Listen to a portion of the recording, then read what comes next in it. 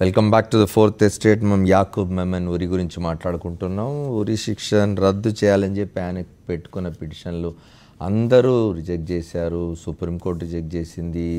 Governor of Maharashtra కూడా దాన్ని reject చేశారు, ఆయన మెర్సీ పిటిషన్ని. ఇప్పుడు రాష్ట్రపతి దగ్గర మెర్సీ పిటిషన్ సంబంధించి హోంశాఖ దాని మీద మల్లగుల్లాలు పడుతున్నట్టుగా ఉంది. హోంశాఖ కేంద్ర హోంమంత్రియే రాష్ట్రపతి దగ్గరికి వెళ్ళి కలిసి చెప్పబోతున్నట్టుగా వార్తలు వచ్చినాయి. ఏం జరుగుతుందో చూడాలి, కొద్దిసేపటికి తెలుస్తుంది. రేపు ఉదయం అయితే 7 గంటలకు ఆయన ఉరిదీస్తారు నాగ్పూర్లో అని చెప్తారు. హరగోపాల్ గారు, ప్రొఫెసర్ హరగోపాల్ గారు ఫోన్ లైన్లో ఉన్నారు, వారితో మాట్లాడదాం. హరగోపాల్ గారు చెప్పండి, ఉరి శిక్ష అనేది డిటరెంట్గా ఉంటుంది అంటున్నారు, ఏమంటారు మీరు?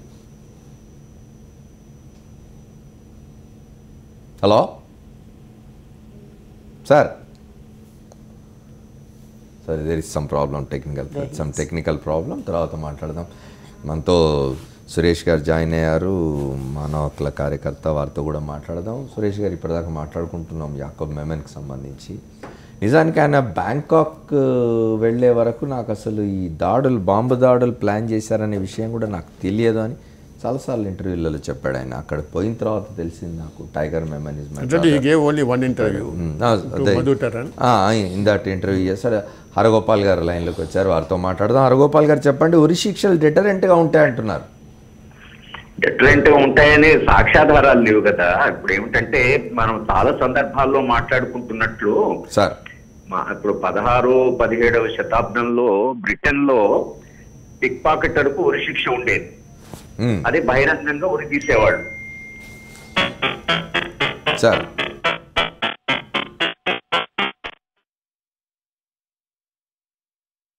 సురేష్ గారు చెప్పండి. సార్ చెప్పేదాన్ని నేను కంటిన్యూ చేస్తాను. అంటే ఉరి శిక్ష ఒకవైపు అమలు జరుగుతుంటే పిక్ పాకెటర్స్ లాంటి వాళ్ళని జనంతో గుమ్ముకూడుకునేవాడు. ఆ ఉరి శిక్ష అమలు అవుతుంటే ఇంకోవైపు పిక్ పాకెటింగ్ జరిగేది. కాబట్టి ఆ డిటరెంట్ థియరీ ఎంత రాంగ్ అనేది అప్పటి నుంచే అలా ప్రూవ్ చేస్తూ చెప్పడం హరగోపాల్ గారు చాలాసార్లు చెప్పారు. కాబట్టి ఆ విషయం నేను కంటిన్యూ అవుతూ చెప్తున్నాను. పౌర హక్కుల కార్యకర్తలుగా లేదా హక్కుల కార్యకర్తలుగా ప్రపంచవ్యాప్తంగా, ఈ దేశంలో అని కాదు, ఎక్కడ సూత్రబద్ధంగానే మేము ఉరి శిక్షలకు వ్యతిరేకం. ఓకే, అది తెలిసింది. కాబట్టి ఉరి శిక్షలకు వ్యతిరేకంగా జరుగుతున్న ప్రపంచవ్యాప్త ప్రచారంలో భాగంగానే ప్రపంచం చాలా దూరం ప్రయాణించిందనే వాస్తవం ఒకటి గుర్తించాలి. ఇప్పటికి దాదాపు కొన్ని ఖండాలే, యూరోప్ ఖండంలో మొత్తం ఉరి శిక్ష లేదు. ఇప్పుడు చాలా దేశాలు నిన్న దాకా వేసాయి కూడా, అవన్నీ కూడా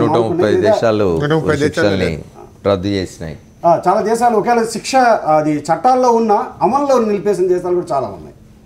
ఇప్పటికి ఒక 10-15 దేశాలు కూడా లేవు. వాటిల్లో ఉన్న దేశాలు ఇండియాతో పాటుగా అమెరికా, చైనా, జపాన్, ఇలాంటి ఈ దేశాల్లో మనది కూడా ఒకటిగా ఉంది. కాబట్టి ఇక్కడ 2 విషయాలు ఉన్నాయండి. ఉరి శిక్షకు వ్యతిరేకంగా జరుగుతున్న చర్చలో విడిగా ఒక్కో సందర్భానికి సంబంధించి కాదు, ఉరి శిక్ష అనేది ఒక జ్యుడిషియల్ మర్డర్ అవుతుంది. కాబట్టి జ్యుడిషియల్ మర్డర్ అనేది ఇప్పుడు మనం చాలా దూరం ప్రయాణించి నాగరికతలో ఈ స్థితికి చేరుకున్న తర్వాత కూడా ఉన్న కాన్సెప్టే, మనకి ఎవరినైనా శిక్షించి జైల్లో పెట్టేటప్పుడు ఉన్న కాన్సెప్ట్ ఏమిటంటే అది వాళ్ళని తిరిగి వాళ్ళని. సురేష్ గారు, హరగోపాల్ గారు లైన్ కలిసింది, ఒకసారి వారితో మాట్లాడొస్తాను మీ దగ్గరికి. హరగోపాల్ గారు చెప్పండి సార్. చెప్పండి. అంటే నేను అన్నం ఏంటంటే ఉరి శిక్ష, మీరు ఉరి శిక్ష చరిత్రలోకి వెళితే నేను ముందు చెప్పినట్లుగా ఇప్పుడు పిక్ పాకెటర్స్ ను బహిరంగంగా ఉరి తీసేటువంటి ఒక ప్రాక్టీస్ బ్రిటన్ లో ఉండేది. ఆ పిక్ పాకెటర్స్ ఉరి తీస్తుంటే చూడడానికి వెళ్లే వాళ్ళు పిక్ పాకెటింగ్ జరిగేది. ఆ తర్వాత బ్రిటన్ లో దాని మీద చాలా పెద్ద చర్చ జరిగింది. అంటే ఇది డిటరెన్స్, వాడి కళ్ళ ముందర వీడు ఉరి తీస్తుంటే వాడు పిక్ పాకెటింగ్ చేస్తున్నాడంటే ఈ డిటరెన్స్ అనేది వర్క్ చేయదు అనేది ఒకటి. ఓకే. తర్వాత అసలు రెండవది ఏమిటంటే, నిజానికి సమాజంలో ఒక మనిషిని ఉరి తీస్తే ఇక మిగతా వాళ్ళందరూ నేరం చేస్తున్న వాళ్ళు దానికి ఏదో భయపడి, అయ్యో మేము మమ్మల్ని కూడా ఉరి తీస్తారు కదా అని అనుకొని వాళ్ళు నేరం చేసేవాడు చెయ్యడు అని అంటున్నారు. కానీ నేరం చేసేవాడు నిజానికి వాడి పర్సనల్ చాయిస్ కొంతవరకు ఉంటుంది. నేరానికి ప్రేరేపించేటువంటి సామాజిక పరిస్థితులు కొన్ని ఉంటాయి. సమాజంలోనే దానికి కొన్ని రూట్స్ ఉన్నప్పుడు, సమాజంలో దానికి కారణాలు ఉన్నప్పుడు, మనం కేవలము ఒక టెర్రరిస్టునో లేకపోతే ఒక ఉగ్రవాదినో లేకపోతే ఒక నేరస్తుడిని మనం ఉరి తీస్తే ఇక సమాజంలో నేరము తగ్గిపోతుంది.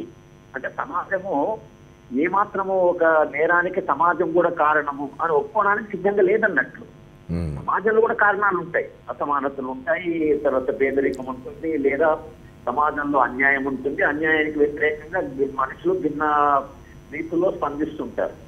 కనుక నిజానికి అంటే ఒక సమిష్టిలో కొన్ని కారణాలు ఉంటాయి, వ్యక్తిలో కొన్ని కారణాలు ఉంటాయి. ఇక్కడ మన వ్యక్తిని చంపుతున్నాం కానీ ఆ వ్యక్తిని సృష్టించినటువంటి సమాజము ఆ సామాజిక కారణాల మీద బాధ్యత లేకుండా ఇక ఈ వ్యక్తిని ఊరు తీస్తే టెర్రరిజం అయిపోతుందంటే నిజంగా ఇతన్ని ఉరికించడం వలన భారతదేశ భద్రత పెరిగి భారతదేశం దగ్గర టెర్రరిజం ఉండదు అంటే మనం దాన్ని అర్థం చేసుకోవచ్చు. కానీ అది నిజంగా అలా జరుగుతుందా? కారణాలు వేరే అయినప్పుడు ఒక మనిషి ప్రాణం తీసినంత మాత్రాన అది మొత్తంగా సమాజం శాంతియుతంగా మారుతుంది అనేటువంటి ఆలోచన శాస్త్రీయంగా అది చాలా తప్పు అనేది విపరీతంగా పరిశోధన చేసిన తర్వాత వచ్చినటువంటి ప్రధానమైన కంక్లూజన్. ఒక వ్యక్తిని ఊరు తీస్తే సమాజము చాలా బాగుపడుతుంది అనేటువంటి ఆలోచనే లోపభూయిష్టమైంది అనేటువంటిది రీసెర్చ్ చేసింది. అంటే ఎవరో వ్యక్తిగత అభిప్రాయం కాదు. ప్రపంచంలో మన దేశాల్లో ఉరి శిక్ష ఎందుకు రద్దు చేశారంటారు? ఉరి శిక్ష రద్దు చేయాలని అంతర్జాతీయ మానవ హక్కుల ముసాయిదాలు ఎందుకుంటారు? భారతదేశం దానికి సిగ్నేటరీస్ కదా. తర్వాత సుప్రీంకోర్టు మన దేశంలో రేరెస్ట్ ఆఫ్ ది రేరెస్ట్ 17 ఏళ్ళు ఎవరు మనం ఊరు తీయలేదు కదా. కనుక ఇప్పుడు సమాజంలో ఒక రకమైన ఆవేశం పెంచడానికి పనిచేస్తున్న కొన్ని శక్తులు ఉన్నాయి. వాళ్ళు వాడిని ఊరు తీయాలి, వీడిని ఊరు తీయాలి అనేది ఎవరైతే మరి బాధ్యత కలిగిన సమాజం ఎప్పుడే కానీ కొంత బాధ్యత తాను తీసుకుంటుంది, కొంత బాధ్యత వ్యక్తి మీద పెడుతుంది. మన పరిస్థితుల్లో మొత్తము బాధ్యత వ్యక్తి మీదే పెట్టి ఆ వ్యక్తిని నిర్మూలిస్తే కారణాలు పోతున్నాయంటే థ్యాంక్ యూ హరగోపాల్ గారు. Thank you. మీరు ఫోన్ లైన్లో చెప్పండి. హరగోపాల్ గారు చెప్పాను, మీరేమంటారు? సింపుల్ థింగ్ అంటే లిక్కర్ బాటిల్ మీద కానీ సిగరెట్ బాటిల్ ప్యాక్ మీద కానీ smoking is injurious to health అంటారు. It's a pre warning. But ఎంత స్మోకింగ్ కానీ but one thing you understand, గత 25-30 years కన్నా స్మోకింగ్ రేట్ కానీ డ్రింకింగ్ రేట్ కానీ it's almost come down. At least smoking I can say definitely that it has come down to nearly 30%.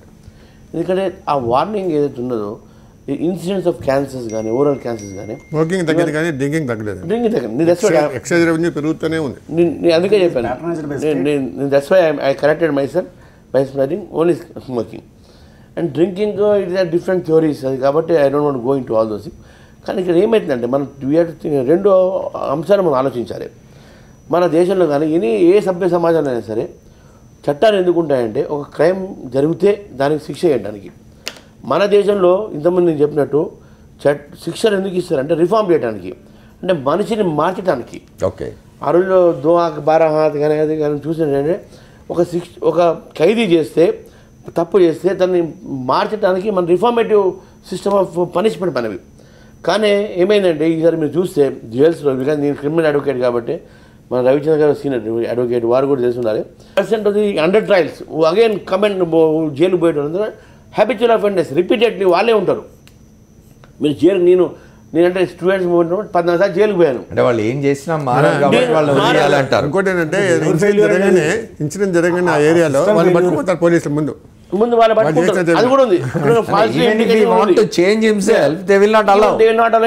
అది కూడా ఉంది మళ్ళీ. సో అయితే నేను ఏమంటున్నాను ఇక్కడ వాట్ ఈస్ ఇట్ అంటే ఒక ఏదైతే డిటరెంట్ ఉన్నదా లేదా అనే విషయం తర్వాత సంగతి. But laws are made firstly that if you do this you will get punished for this అనేది ఉన్నది. అది చేస్తారా కాదా నేను ఇంతకుముందు చెప్పాను. ఒక స్ట్రాంగ్ ఐడియాలజికల్ వ్యక్తి ఫిదాయిన్ అటాక్స్ కోసము నేను ఎట్లయినా సరే నేను బాంబే తాజ్ హోటల్ ట్రైడెంట్ మీద నేను అటాక్ చేస్తానని చెప్పేసి ఒక ప్రీ మోటివేటెడ్ ఒక ఐడియాలజీని వచ్చినప్పుడు యూ కాంట్ డూ ఎనీథింగ్. కాబట్టి అటువంటి వ్యక్తికి అటువంటి ఒక వ్యక్తులు ఏవైతున్నారో కనీసం వాళ్ళ దాంట్లో ఒక ఫియర్ భయం ఉండాలి. తర్వాత నేను again I said it is victims side also you should think. కానీ ఇక్కడ ఒకటి రామచంద్రరావు గారు మనం మాట్లాడుకున్న 3 ఇష్యూస్లో అఫ్జల్ గురూద్ అట్లా పెడితే కసబ్కు యాకూబ్ మెమన్కి అసలు పోలికలేదు కదా దీంట్లో.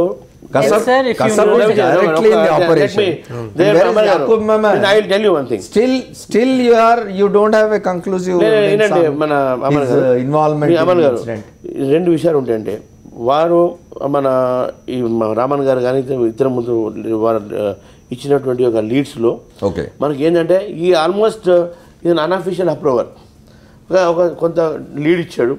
ఇన్వెస్టిగేషన్ ముందు తీసుకుపోయారు, కొంతమంది తీసుకొచ్చారు. ఇక్కడ ఏమవుతుందంటే when you see in the court of law unofficial approver has no place, only approver has got a place. అయితే ఇక్కడ టెర్రరిజం యాక్టివిటీస్లో జనరల్గా persons who plant the bombs and persons who planned the bomb, persons who escape the accused, person who funds it, indirect funding, వాళ్ళకి తెలియకపోవచ్చు. Terrorist యాక్టివిటీలో last ప్లాంటర్కు ఫైనాన్షియర్కు they don't have any link, తెలియకపోవచ్చు.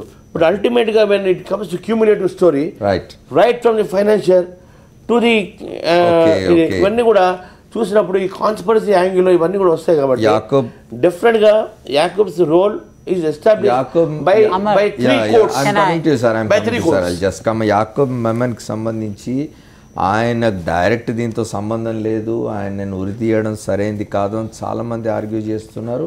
అయితే విహెచ్పి లాంటి సంస్థలు ఏం చెప్తున్నాయంటే మీరు ఇందిరాగాంధీలా యాక్ట్ చేయండి అని చెప్తున్నారు. దాని గురించి కూడా మాట్లాడుకుందాం. ఒక షార్ట్ బ్రేక్ తీసుకొని వస్తాం.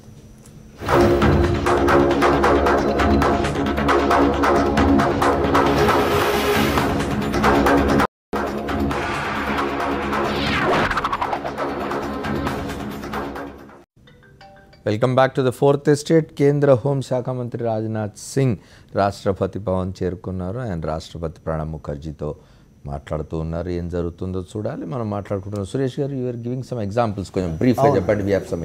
నిజంగానే అంటే మన రాష్ట్రంలో ఉరి శిక్ష వ్యతిరేకమైన పోరాటం మొత్తం దేశం మొత్తం మీద చాలా ఆదర్శమైన పోరాటం జరిగింది. ఇక్కడ అలాంటి రిజల్ట్స్ కూడా తీసుకురాగలిగాం. వాటిల్లో కూడా ఇటువంటి సంఘటనలే జరిగాయి. చివరి నిమిషంలో అర్ధరాత్రి వరకు పక్క రోజు తెల్లారికల్లా ఉరి శిక్ష వేస్తారు అని అంటే అప్పుడు కూడా రాత్రికి రాత్రి జైల్లో ఉన్న పత్తిపాటి వెంకటేశ్వర గారు అప్పుడు ఎమర్జెన్సీ సమయంలో ఆయన జైల్లో ఉన్న పౌర హక్కుల సంఘం కార్యదర్శిగా జైలు నుంచి ఆయన ప్రెసిడెంట్కి ఫోన్ చేసి ఇన్ఫామ్ చేయడం ద్వారా ప్రెసిడెంట్కి ఫోన్ ద్వారా ఇచ్చిన పిటిషన్ పెండింగ్లో ఉంది కాబట్టి మీరు పిటిషన్ మూవ్ చేయండి అంటే అర్ధరాత్రి పూట హైకోర్టుని మూవ్ చేస్తే ఇద్దరు జడ్జెస్ బెంచ్ కాన్స్టిట్యూట్ అయ్యి అర్ధరాత్రి పిటిషన్ విని వాళ్ళు ప్రెసిడెంట్ దగ్గర ఒక పిటిషన్ పెండింగ్లో ఉండగా ఉరి తీయాల్సిన అవసరం లేదని చెప్పి స్టే చేశారు. ఆ జ్యుడిషియల్ విజ్డమ్ అనేది సుప్రీంకోర్టు ఈరోజు ప్రదర్శించకపోవడం, అల్టిమేట్గా ప్రెసిడెంట్ ఏం చేస్తారా అనేది ప్రెసిడెంట్కి ఉండే ప్రయారిటీ ఉంది అన్నట్టుగా. కానీ కనీసం ప్రెసిడెంట్కి ఇంకోటి ఇచ్చారు. సుప్రీంకోర్టు ఏం చేయాల్సి ఉండింది? ప్రెసిడెంట్ దగ్గర పెండింగ్ ఉంది కాబట్టి మేమేం చెప్పామనాల్సి ఉండింది అనేది కూడా. అంటే నేను అనేది ఏంటంటే చాలా క్వశ్చన్స్ చాలా రైజ్ చేశారు. క్లెమెన్సీ పిటిషన్ అంటే దీంతో రిలేటెడ్గా చాలా ప్రశ్నలు ఉన్నాయి. ఒక్క 2-3 ప్రశ్నలే కాదు. ఆ ప్రశ్నలు అన్నింటిలోకి వెళ్ళాలంటే వివరంగా ఆర్గ్యుమెంట్ జరగాలి, వివరంగా తీర్పు ఇవ్వాలి. అంతవరకు కన్నా ఈ పిటిషన్ కూడా పెండింగ్లో ఉంది కాబట్టి ఇంకొక కొద్ది దూరం కూడా కొంతకాలంలో వెయిట్ చేయాల్సిన అవసరం లేని సమస్య. రామచంద్రరావు గారిని అడుగుతాం. రామచంద్రరావు గారు, అంత తొందర వచ్చింది భారత ప్రజాస్వామ్యానికి కానీ భారతదేశ సార్వభౌమత్వానికి కానీ? ఓ 2-3 రోజులు అయితే ఏం నష్టం జరుగుతుంది? యాకూబ్ మెమన్ ఉరి ఓ 2-3 రోజులు ఆలస్యంగా జరిగితే ఏమైనా నష్టం జరిగిపోబోతుందా ఈ దేశానికి? 22 సంవత్సరాలు వెయిట్ చేశారు. ఇంకా 2-3 రోజులు, ఇంకా 22 సంవత్సరాలు వెయిట్ చేయమని యాకూబ్ మెమన్ చెప్పలే కదా sir. Judgment 1993, sessions court judgment 2006. 1993 నుంచి 2006 13 సంవత్సరాలు ఎవరి వలన డిలే అయ్యింది? 2006 నుంచి sentence by supreme court August 29, 2012. 2006 నుంచి 2012 ఎవరి వల్ల అయ్యింది? ఈ డిలేస్ మనకు కనిపించవు. 2014 27th August 27th July to 30th July మనకి డిలే కనిపిస్తుందా? అందుకే చెప్పాను, justice hurried is justice buried, justice delayed is justice denied అని రెండు కూడా మన చట్టాలు ఉన్నాయి. ఇక్కడ 2 విషయాలు ఉంటాయి. ఒకటో అప్పీల్ 2011 అయిన తర్వాత కూడా నేను అప్పీల్ అడ్మిట్ చేసి ఫైనల్ హియరింగ్ అయిన తర్వాత క్లెమెన్సీ అప్పుడు ఈ ప్రెసిడెంట్ ఆఫ్ ఇండియాకు వెళ్ళడం జరిగింది. ప్రెసిడెంట్ ఆఫ్ ఇండియాకి వెళ్ళేటప్పుడు మినిస్ట్రీ ఆఫ్ హోమ్ అఫేర్స్ ఏం చేస్తుంటే దాని నోట్స్ ప్రకారం దాన్ని పంపిస్తుంది. ఈరోజు ప్రెసిడెంట్ ఆఫ్ ఇండియా దగ్గర దాదాపు ఒక 100 అప్లికేషన్స్ పెండింగ్ ఉంటాయి. అది ఒక సీరియల్గా తీసుకునేటటువంటి అక్కడ విధానం లేదు, ఒక ప్రొసీజర్స్ లేవు, అక్కడ ఏం లేవు. కొన్ని సెన్సేషనల్ మ్యాటర్స్ మాత్రమే వస్తుంటారు మనకు అనిపిస్తుంది చూస్తాయి. అంతేగాని దానికి ఒక ఫిక్స్డ్ రోల్, ఫిక్స్డ్ టైమింగ్ సరిగ్గా ఇలాంటి ప్రశ్నలు లేవనెత్తారు. నిజానికి అలాంటి రిజాల్వ్ చేయడం కోసమే ఉరిశిక్షల మీద జరుగుతున్న పోరాటం ఒక దశలో ముగించడానికి లేదు అని చెప్పి చాలా ప్రముఖమైన కేసు ఏంటంటే బచన్ సింగ్ కేసు చాలా ప్రముఖమైన చెప్తున్నా. అందుకే ఆ కేసులో చర్చ చేశారండి. దీని మీద ఉరిశిక్ష అనేది ఒక మనిషి ప్రాణాలతో సంబంధించింది కాబట్టి దాన్ని త్వరపడి చేయకూడదు. దానికి సంబంధించిన అన్ని విషయాలు. రామచంద్ర గారు, మీరు చెప్తున్న ప్రకారమే ఇప్పుడు రాష్ట్రపతి గారి దగ్గర చాలా పెండింగ్లో ఉన్నవి. అంటే ఉరి శిక్షలకు సంబంధించిన అనేకమైన ఇష్యూస్ పెండింగ్ ఉన్నాయనా, లేదా చాలా ఇష్యూస్ పెండింగ్లో ఉన్నాయి కాబట్టి ఉరి శిక్ష దాని ప్రయారిటీ మీద ఎట్లా తీసుకుంటారు చెప్పదలుచుకున్నారు? సరే, ప్రయారిటీస్ కాదు, నేను అనేది అది కాదు. అక్కడ ఏమవుతుందంటే చాలా నీటిలో ఇప్పుడు Chowdary death sentence last time కలకట్టాలో ఒక రేపిస్ట్ డెత్ అయింది. అప్పుడు కూడా ధనంజయ చటర్జీ, ఆ ధనంజయ చటర్జీ అయినప్పుడు కూడా ఈ విధంగా డిబేట్ సమాజంలో ఉండాలా ఉండొద్దా అనే ఒక సమాజం. బట్ కానీ ఇటువంటి కేసులు ఏమవుతుందంటే ఎటువంటి ఒక నేరానికి ఉరిశిక్ష ఉండాలి, ఎటువంటి నేరానికి ఉండకూడదు అనేది ఒక అదో డిబేట్, పాయింట్ ఆఫ్ డిబేట్. ఈరోజు ఈ యొక్క ఉరిశిక్షని అపోజ్ చేసిన సైద్ధాంతికంగా సురేష్ గారు లాంటి వాళ్ళు అపోజ్ చేసి ఉండొచ్చు. కానీ ఓవైసీ గారు అపోజిషన్లో కానీ ఇంకేదైనా అపోజిషన్ రావడానికి ఇచ్చే అవకాశాలు జరుగుతున్న సంఘటనలు బట్టి ఒకటి సురేష్ తేడా చెప్తున్నారు. అక్కడ మాత్రం I mean complete agreement with Ramachandra అండి. ఇలాంటి ఇష్యూస్ ని డీపొలిటికలైజ్ చేయవలసింది చాలా అవసరం. I'm saying Yakub should not get a death sentence, not because he is Muslim, not because he is Hindu, because he is a human being. ఆ పరిస్థితుల్లో ఓవైసీ ఎవరి గురించి అయినా మాట్లాడితే I would have respected. Owaisi మాట్లాడిన పద్ధతి తప్పైండి వచ్చాం, కానీ రైజ్ చేస్తున్న ఇష్యూస్ని ఎలా చూడాలి అంటే ఈ దేశంలో జరగడం లేదా అనేది ప్రశ్న అవుతుంది. ఎందుకనంటే ఇప్పుడు మీరు అఫ్జల్ గురు విషయంలో కానీ దాంట్లో కనీసం ఇన్ఫార్మ్ కూడా చేయకుండా చేయడం అంటే ఇటువంటి విషయాల్లో ఈ స్కోప్ ఇస్తున్నది ఎవరు? ఇంకోటి తర్వాత వారు అంటున్నానికి చెప్పాలా, మీరు ఓవైసీ మాట్లాడడానికి అబ్జెక్ట్ చేసినారు.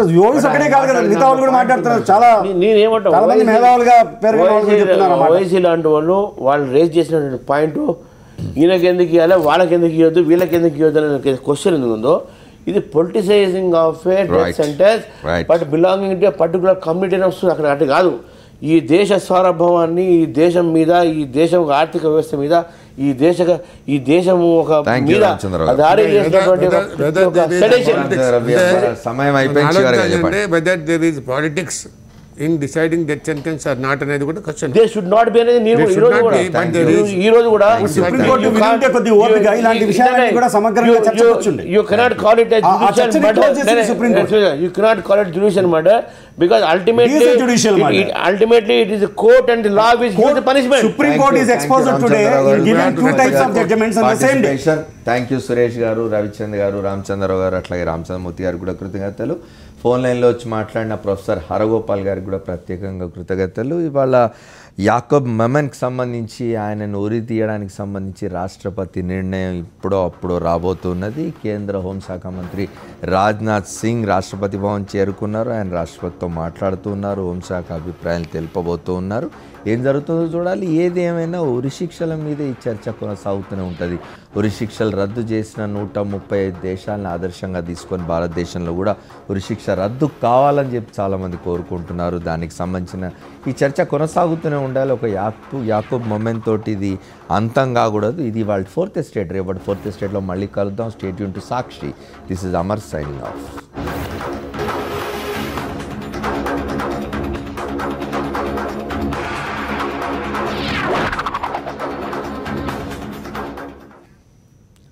Welcome back to the 4th estate. ఓ పక్క యాకూబ్ మొమెన్ ఉరికి ఏర్పాట్లు జరుగుతున్నాయి, మరోపక్క చాలామందిని వ్యతిరేకిస్తున్నారు, కొద్దిమంది దాన్ని సమర్థిస్తున్నారు. చూద్దాం ఎవరే అంటున్నారో.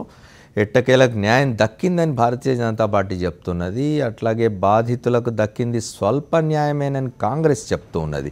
సుప్రీం నిర్ణయం నిరాశ కలిగించిందన్న భారత కమ్యూనిస్ట్ పార్టీ అభిప్రాయం. రాష్ట్రపతి నిర్ణయమే అంతిమం కావాలని చెప్పి కారత్ చెప్తూ ఉన్నారు. సిపిఎం నేత ఉరి తీసేటంత నేరం యాకూబ్ చేయలేదని అసదుద్దీన్ ఓవైసీ చెప్పారు. రాష్ట్రపతి నిర్ణయమే అంతిమం కావాలని మణిశంకర్ అయ్యారు చెప్పారు. పద్ధతులు పాటించలేదని ఇందిరా జైసింగ్ అంటూ ఉంటే యాకూబ్ అన్ని దారులు మూసుకుపోయే యాకూబ్ కానీ ఉజ్వల్ చెప్తూ ఉన్నారు. ఎట్టకేలకు న్యాయం దక్కిందని Bharatiya Janata party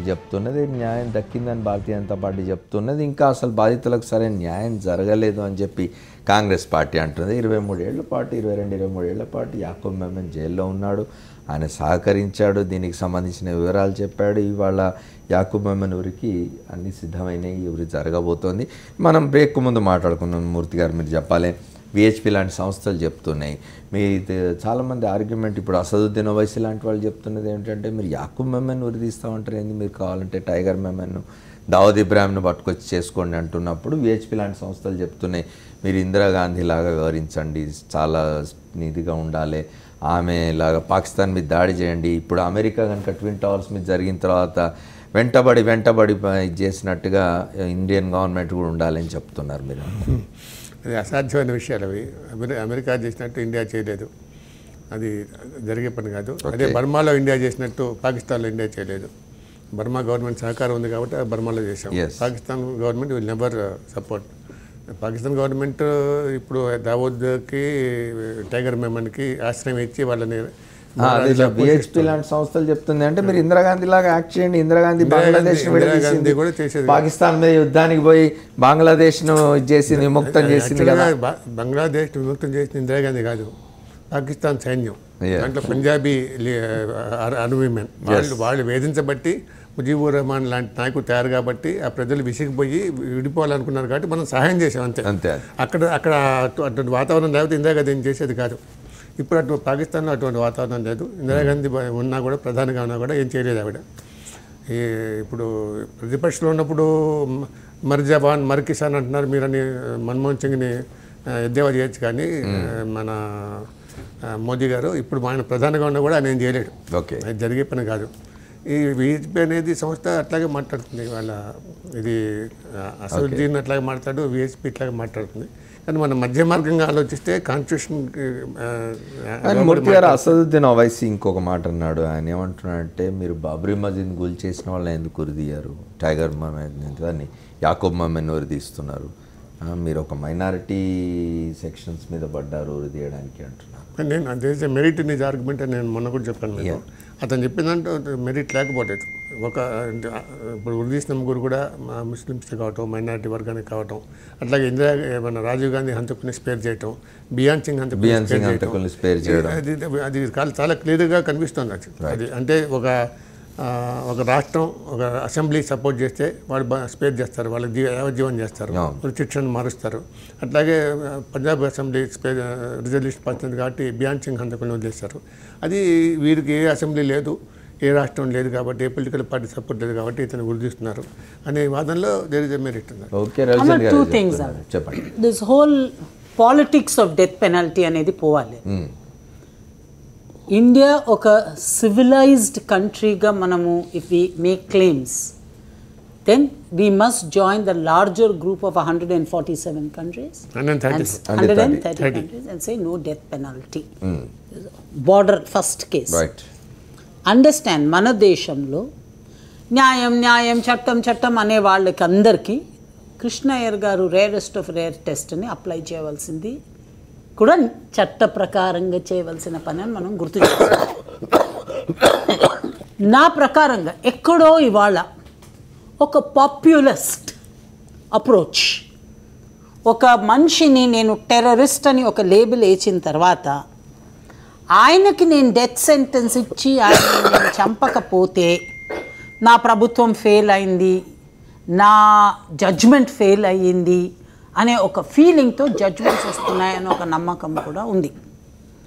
facts of the present case తీసుకుంటే మీరు అన్నట్టు ఇది ఉరి శిక్షలకు సంబంధించి పాలిటిక్స్ దగ్గరకు వచ్చినప్పుడు మళ్ళీ ఆ కసబ్ అఫ్జల్ గురుల ఉరి సందర్భాన్ని కూడా గుర్తు చేసుకోవాల్సి వస్తుంది. క్షమాలు జరిగితే మళ్ళీ కమ్యూనల్ ప్రాబ్లమ్స్ వస్తాయేమో, ల్యాండ్ ఆర్డర్ సిచ్యువేషన్ వస్తుందేమో, ల్యాండ్ ఆర్డర్ ప్రాబ్లమ్స్ వస్తాయో భయం ఉన్నమాట వాస్తవం.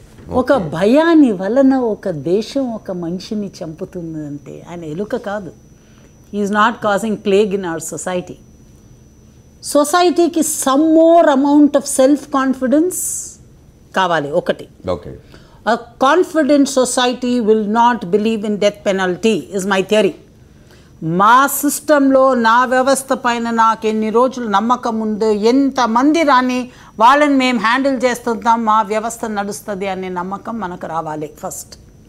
Secondly, assuming we have death penalty in our system, how do you explain that a man, ఆయన వచ్చాడండి మీ దేశానికి, వచ్చి చెప్పుకున్నాడు, సార్ నేను దీంట్లో ఇంతవరకే పార్టిసిపేట్ చేశాను, ఇది చేశాను, అది చేశాను. Does all this not qualify ఆయనని రేరెస్ట్ ఆఫ్ రేర్ కేసెస్లో నుంచి తీసేయడానికి కారణం లేకుండా ఏం కారణాలు సుప్రీంకోర్టు అన్నది మనం చూడాలి. అది చూడకుండా ఒక పబ్లిక్ డిబేట్ కూడా లేకుండా ఇవాళ నేను సెంటెన్స్ ఇస్తాను ఎల్లుండి ఆయన చంపేస్తాను అనేది is a bad president. Let us understand one thing, today it could be Yakub, tomorrow it could be anybody else. వ్యవస్థ ఒక మనిషికి sentence was given in 2007. We have waited for 8 years. No, I'm talking about the latest order of the Supreme Court. I am saying the clemency order of the president must be subject to judicial scrutiny. No, but enough time was taken అండి. 20 years పైన పట్టింది దీనికి సంబంధించి investigation. The order by the Supreme Court is yesterday. తీర్పు ఇచ్చిన తర్వాత కూడా 8 ఏళ్ళు జరిగింది కదా. Please understand, 20 years that he spent in jail was not his choice. మీరు అక్యూజ్డ్ని ఫైనల్ సెంటెన్స్ వరకు తీసుకురావడం, ఆయన రోజు వచ్చి కోర్టులో నాకు ఇవాళ తలనొప్పి ఉంది కాలు నొప్పి ఉంది అని చెప్పలేదు, అది మీ వ్యవస్థ చేసిన తప్పు. After all that I'm asking you, when did he come before the Supreme Court after the clemency? When was the order passed by the division bench yesterday? Why was an order passed today that he must be sentenced day after tomorrow? న్యాయము ఆయన 3 రోజులు బ్రతుకుతే మన న్యాయ వ్యవస్థ కూలిపోతుందా?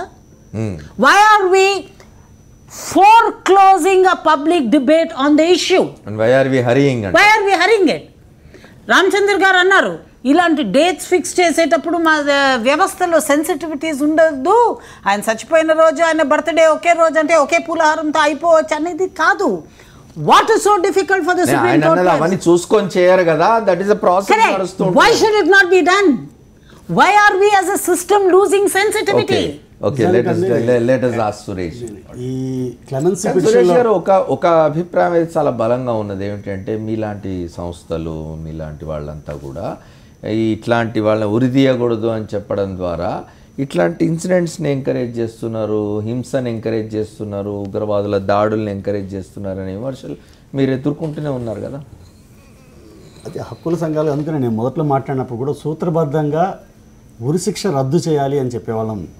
అందుకోసంగా ఒక particular పర్సన్కి ఉరిశిక్ష పడుతుంటే అతనికి ఏ కారణాలుగా ఎందుకు విధిస్తున్నారు అనే దాంతో సంబంధం లేకుండా ఉరిశిక్ష అనేది రద్దు చేయాల్సిన అవసరం ఉంది. It is judicial murder, nothing but judicial murder. కాబట్టి మనిషికి ఎవరినైనా శిక్షించడం యావజ్జీవ శిక్ష కన్నా మించిన శిక్ష ఉండదండి. ఎందుకంటే నిజానికి ఇదే రోజు సుప్రీంకోర్టు 2 వ్యాఖ్యానాలు చేసింది. రాజీవ్ గాంధీ హంతకుల విషయంలో ఉరిశిక్ష కన్నా కూడా ఇది స్లో పాయిజన్ కిల్లింగ్ లాంటిది అని చెప్పే ఆ తీర్పు కూడా అదే హైకోర్టు నుంచి సుప్రీంకోర్టు నుంచి ఈ రోజే వచ్చింది. మరోవైపు తనకు సంబంధించిన కనీసం వినకుండా ఇందాక రవిచంద్ర గారు చెప్పినట్టుగా ఒక్క రోజులో ముంచుకుపోయేది ఏమీ లేదు. తనకు సంబంధించి ఫైనల్గా ఇదో రోజు తనకు ఉరి తీస్తారా లేదా అనే దానికి ఇంకాస్త సమయం తీసుకొని మాట్లాడి చాలా చర్చ, చాలామంది ఇంతమంది ప్రముఖులు అడుగుతుంటే ఏంటి అనేది చూడడానికి నిజానికి ఒక్కటైతే అందరూ తెలుసుకోవాల్సిన విషయం ఏంటంటే, ఎవరు కూడా ఆయన ఆయన యావజ్జీవ శిక్ష విధించమని చెప్తున్నాం, ఉరి వేయొద్దు అని చెప్తున్నారు. ఉరి వేయొద్దు అనేది దాన్ని నిర్ణయించుకునే చిట్ట చివరి అవకాశం ప్రెసిడెంట్కి ఉన్నటువంటి ప్రెరోగేటివ్. ఆ ప్రెరోగేటివ్లో తను తీసుకోవాల్సింది ఈ కేసు మొత్తం విచారణలో ఏం జరిగిందా ఏమిటన్నా కన్నా కూడా మిగతా దీనికి సంబంధించిన అంశాలు కూడా కొత్తగా వెలుగులోకి వస్తే ఏదైనా ఉంటే వాటిని తప్పనిసరిగా అంత సమయం రాష్ట్రపతికి ఉన్నట్టుగా లేదు ఇవాళ. అందుకనే స్టే ఇచ్చి ఉండాల్సింది. సుప్రీంకోర్టు నిజంగా తను న్యాయబద్ధంగా నిజానికి, ఎందుకంటే ఇదివరకే ఇచ్చారు. ఇంకో 2 విషయం చెప్తాండి. మన రాష్ట్రానికి సంబంధించి ఒక్క విషయం, ఇది ముఖ్యంగా తెలుగు వాళ్ళంగా మనం తెలుసుకోవాల్సింది. ఎందుకంటే ఉరి శిక్ష వ్యతిరేకమైన ఒక బ్రేక్ తీసుకొని వస్తాను చెప్తారు గారు.